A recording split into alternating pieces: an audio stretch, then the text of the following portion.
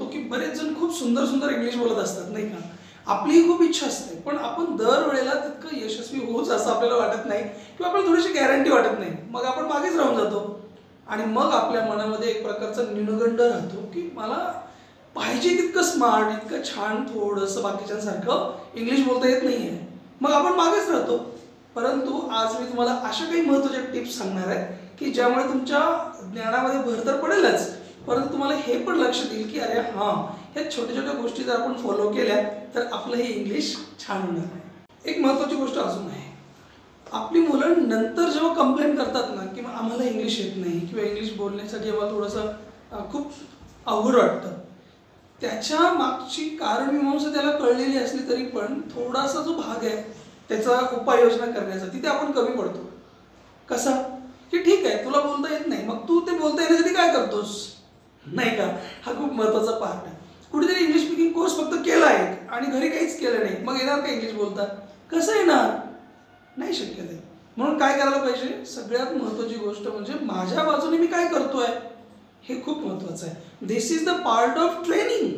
तुम्ही जेव्हा एखादा कोर्स करतात that is just a course, that is just a training. तुम्ही त्यानंतर स्वतः किती प्रॅक्टिस करता ते खूप महत्त्वाचं आहे. म्हणून ज्यांना कुणाला इंग्लिश बोलण्याची इच्छा आहे, त्यांना असं वाटतं की मला खूप सुंदर इंग्लिश बोलता आलं पाहिजे, त्यांनी स्वतःची प्रॅक्टिस ती घरी ती पण कंटिन्यू ठेवली पाहिजे. फक्त कुठल्या तरी कोर्सवरती फक्त डिपेंड राहता कामा नये. काही काहींना PDF पाहिजे असतात, काहींना फक्त नोट्स पाहिजे असतात, क्लासमधनं फक्त वह्या भरायच्या असतात. वह्या भरून आपण कधी एखादी भाषा शिकू शकतो का? कधीच शक्य नाही. केवळ वह्या, नोट्स, PDF, झेरॉक्स यांच्यावरती भाषा शिकता येत नाही. त्यासाठी आपल्याला ती बोलावीच लागेल. जर तुम्हाला इंग्लिश बोलायला शिकायचं आहे तर प्रॅक्टिस पण बोलण्याचीच करावी लागेल, वाचण्याची नाही, नाही का. म्हणून प्रॅक्टिस इज द मस्ट. जितकी प्रॅक्टिस आपण वाढवू तितकं आपल्याला जास्त बोलता येईल. काही जण लाईटली घेतात, त्यांना असं वाटतं काय नाही टाइमपास आहे आणि मग टाइमपास इतकीच त्यांना इंग्लिश बोलता येते फक्त.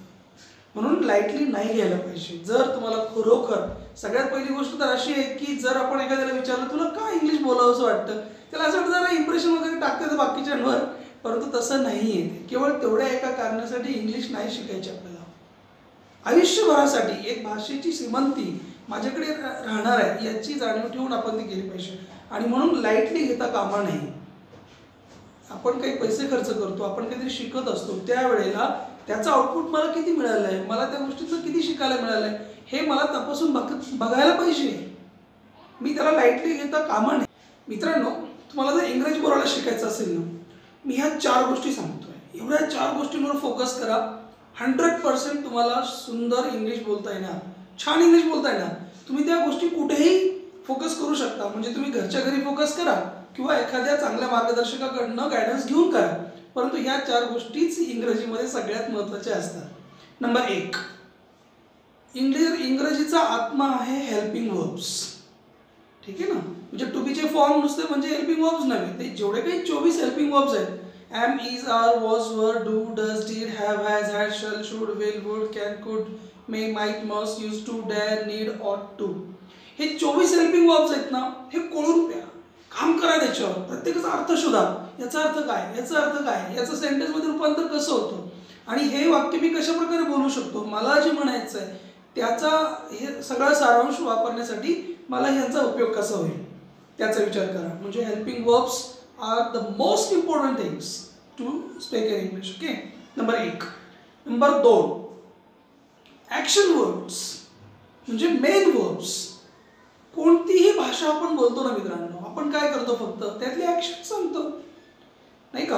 काही पण असतं, तुम्ही मराठी बोला किंवा कन्नड बोला की हिंदी बोला की इंग्लिश बोला, आपण जे काही बोलतो तर आपण जे जे काही केलं आहे ते आपण बाकीच्यांना सांगतो. आपण दुसऱ्यांना अनुभव शेअर करत असतो, हो की नाही. म्हणून तुम्हाला जेही काही सांगायचं आहे, ज्या कुठल्या घटना सांगायच्या असतील त्यांच्यासाठी ॲक्शन वर्ड्स फार महत्त्वाचे आहेत. क्रियापदं फार महत्त्वाची आहेत की नाही आहेत. मग शोधा तुम्ही. आपल्याला माहीत नाही आहेत का? प्रचंड माहिती आहेत. मी तर म्हणतो आपण दिवसभर ॲक्शन वर्ड्समध्येच आहोत. तुम्ही प्रत्येक वेळेला आपण इंग्लिशच बोलत असतो. आपल्याला तर माहीतच नसतं कधी कधी की आपण इंग्रजी जास्त बोलतो ऑलरेडी आणि मराठी कमी बोलतो. बघा ना, आपण अरे शटडाऊन कर रहे, क्लोज कर रहे, फॉरवर्ड, कॉपी पेस्ट जे काय आहे ते इन्सर्ट, चेक इट आउट, आपण तो चेक कर, चल स्टॉप कर, स्टार्ट कर, प्ले कर. कम्प्युटरमधले आणि इलेक्ट्रॉनिक्स आणि इलेक्ट्रिकल्समधले कितीतरी शब्द मी तर म्हणतो इंग्लिशमध्येच वापरतो आपण. Open, close, dance, attend, at once, attach वगैरे हे सगळे काय आहेत सगळ्या? ह्या सगळ्या ॲक्शन वर्ड्स आहेत. काढा यांची लिस्ट. तुम्हाला दररोजच्या जगण्यामध्ये किती लागणार आहेत असे काही मोजके महत्त्वाचे क्रियापदांची काही लिस्ट जर तुमच्याकडे तयार झाली ना, तुम्हाला मस्त इंग्रजी बोलता येणार आहे. हेल्पिंग वर्ब झालं, ॲक्शन वर्ड झालं. तिसरी महत्त्वाची गोष्ट, तुम्हाला प्रिपोजिशन्सवरती भर द्यायला पाहिजे. नक्कीच. तुम्हाला माहिती आहे किती प्रिपोजिशन्स आहेत इंग्लिशमध्ये? इंग्लिशमध्ये एकूण 150 प्रिपोजिशन्स आहेत. आपण त्यातले किती थोडेसेच वापरतो. प्रिपोजिशन म्हणजे काय? शब्दयोगी अव्यय. शब्दयोगी म्हणजे काय? आता आणखी आपण म्हणतो झाडावर, झाडावर. झाड माहिती आहे आपल्याला, त्याला ट्री म्हणतात, परंतु वरला ऑन म्हणतात. हे आपल्याला जोडायचं आहे. इंग्रजीमध्ये आपण ऑन द ट्री असं म्हणतो. म्हणजे prepositions are very important to talk in English. म्हणून तुम्ही त्याच्यावरती काम करा. बरेच मुलं त्यांना इंग्लिश खूप बोलण्याची हौस आहे, परंतु त्यासाठी हे लागतं हे त्यांना माहीतच नाही आणि मग आठवत नाही वेळेवर. मी तुझ्या शेजारी बसतोय, तुझ्या शेजारीला काय म्हणतात हे तर आठवलं पाहिजे आपल्याला. ते प्रिपोजिशन तुम्हाला सांगणार आहे. ठीक आहे ना? मी तुला नंतर कॉल करतो. नंतरला काय म्हणतात माहीत तर पाहिजे नाही का? जेवण करण्यापूर्वी हात धु.